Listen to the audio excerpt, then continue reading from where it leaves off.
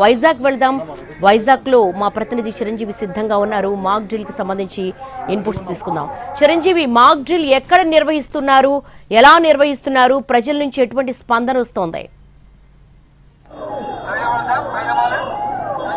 ఎస్దేవి ప్రస్తుతం 1 టౌన్ ఏరియాలో యుద్ధ ప్రాతిపదికన ఆ మాక్ డ్రిల్ అనేది చెక్ చేస్తున్నారు. ప్రస్తుతం మనం చూస్తున్నాం ఆ విపత్తు అనేది ఏదైనా యుద్ధం జరిగితే ఎటువంటి చర్యలు ఎటువంటి జాగ్రత్తలు తీసుకుంటారు అనేది ప్రస్తుతం అయితే కళ్ళకు కట్టినట్లు మనకి స్పష్టంగా చూపిస్తున్న పరిస్థితి కనిపిస్తుంది. మరోవైపు ఏదైతే బిల్డింగ్స్ లో చిక్కుపోయినటువంటి పబ్లిక్ ఎవరైతే ఉన్నారో వాళ్ళందరినీ కూడా తీసుకొచ్చేందుకు కూడా సివిల్ డిఫెన్స్ లో భాగంగా ఈ రోజు ఈ మాక్ డ్రిల్ అనేది జరుగుతున్నటువంటి పరిస్థితి మనం చూస్తున్నాం. ఎవరైనా వాళ్ళు మనం చూస్తున్నాం స్పష్టంగా ఒక్కొక్క బిల్డింగ్ లో కూడా విపరీతమైనటువంటి పొగలు అందుకుంటున్నాయి. మరోవైపు యుద్ధ ప్రాతిపదికన జరుగుతున్నటువంటి ఈ సంఘటన సంబంధించి ఇప్పటికే ఫైర్ ఇంజిన్ లో అంబులెన్స్ భారీ ఎత్తున చేరుకున్నాయి. మరోవైపు ఏదైతే ఎన్డీఆర్ఎఫ్ ఎస్డీఆర్ఎఫ్ బృందాలు కూడా ఇక్కడ చేరుకుని యుద్ధ ప్రాతిపదికన మనకి సహాయక చర్యలు చేపడుతున్నటువంటి దృశ్యాలు మనకి స్పష్టంగా కనిపిస్తున్నారు. ఒకవేళ నిజంగా జరిగితే ఎటువంటి చర్యలు చేపట్టాలి, ఎటువంటి పరిణామాలు చోటు చేసుకుంటాయి అనేది కూడా మనకి స్పష్టంగా ఇక్కడ చూపిస్తున్నటువంటి పరిస్థితి మనకి ఇక్కడ మనం చూస్తూనే ఉన్నాం. మరోవైపు ఎవరైతే క్షతగాతులు ఉన్నారో వాళ్ళందరినీ కూడా బయటకు తీసుకొచ్చేందుకు వివిధ ఏదైతే ఎమర్జెన్సీ సంబంధించినటువంటి బృందాలన్నీ కూడా మనకి స్పష్టంగా కనిపిస్తున్నాయి. వాళ్ళంతా కూడా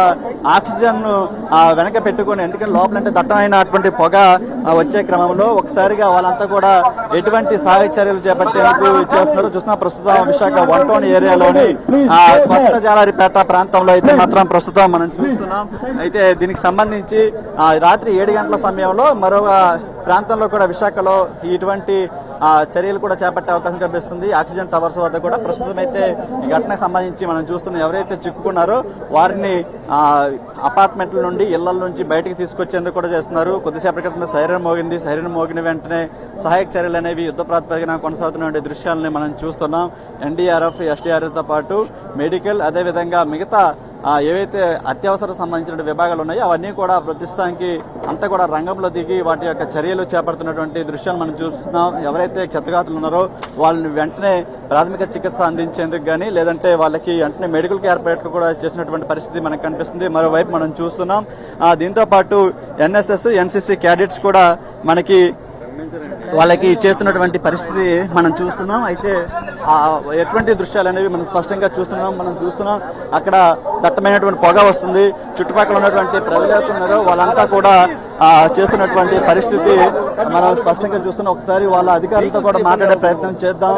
ఎలాంటి చర్యలు చేపడుతున్నారు, అదేవిధంగా అక్కడ విశాఖనే ఎందుకు ఇక్కడ మాక్ డ్రిల్ కండక్ట్ చేస్తున్నారు అనేది ఒకసారి మనం పరిశీలిస్తే విశాఖ అనేది తూర్పు నావిక దళ ప్రధాన స్థావరం అని చెప్పుకోవాలి. ఇక్కడ ఐఎన్ఎస్ డేగా అదేవిధంగా మిగతా ఐఎన్ఎస్ విక్రాంత్ ఇటువంటి సంబంధించినటువంటి శాతవాహన ఇటువంటి సంబంధించి అనేక స్థావరాలు ఇక్కడ ఉన్నాయి. కాబట్టి ఈ ఏరియాలోనే మాక్ డ్రిల్ కండక్ట్ చేయడానికి ప్రధాన రీజన్ గా మనం చెప్తున్నాం.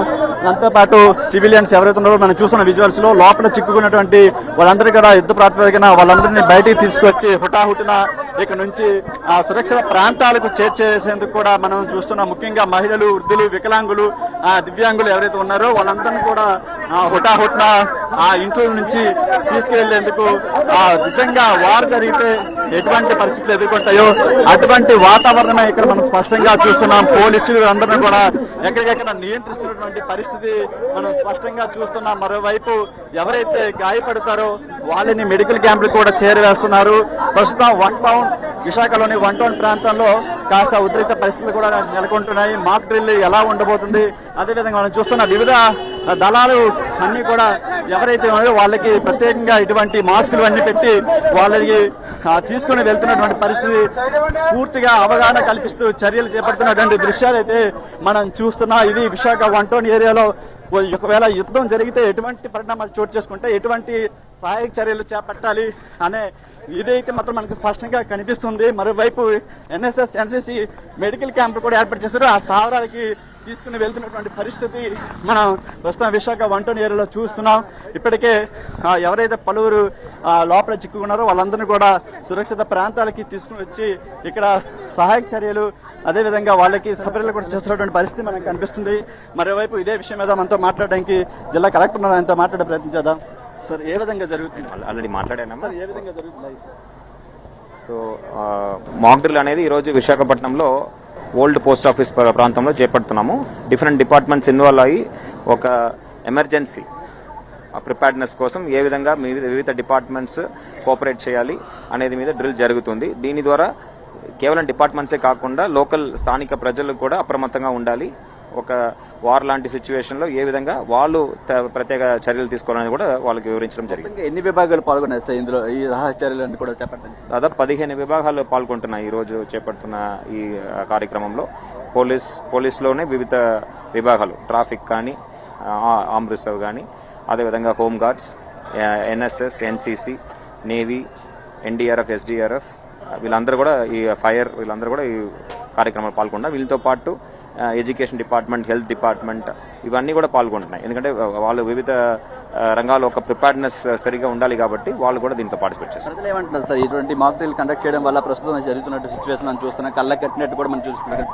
వాళ్ళకి అవగాహన పెరుగుతుంది, వాళ్ళు కూడా దీని యొక్క అవసరం అర్థం చేసుకొని ప్రిపేర్డ్గా ఉంటారు. Thank you sir. ఇది ప్రస్తుతం అయితే మనం చూస్తున్నాం సహాయక చర్యలు ఏ విధంగా కొనసాగుతున్నాయి అనేది కళ్ళ కట్టినట్లుగా మనకి చూపించిన పరిస్థితి. మరోవైపు ఎమర్జెన్సీ పేషెంట్లు ఎవరైతే ఉన్నారో వాళ్ళందరినీ కూడా హుటాహుటిన మెడికల్ క్యాంప్కి తీసుకొస్తున్నటువంటి చర్యలు కూడా కనిపిస్తున్నాయి. ఒకవేళ యుద్ధం జరిగితే ఎటువంటి పరిణామాలు చోటు చేసుకుంటాయి, మరోవైపు ఎటువంటి రక్షణ చర్యలు, అదేవిధంగా వాళ్ళకి మిగతా ఇవంతా కూడా ఏర్పాటు చేయాలో అటువంటివన్నిటి కూడా ఏది కూడా మిస్ అవ్వకుండా మొత్తం 15 విభాగాలతో మనకి చూస్తున్నాం.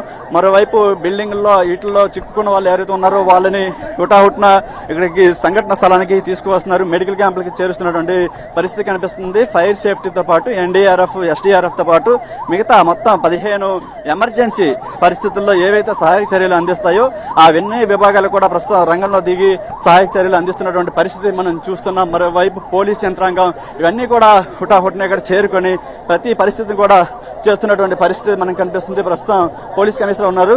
సార్ ఎటువంటి జరుగుతుంది?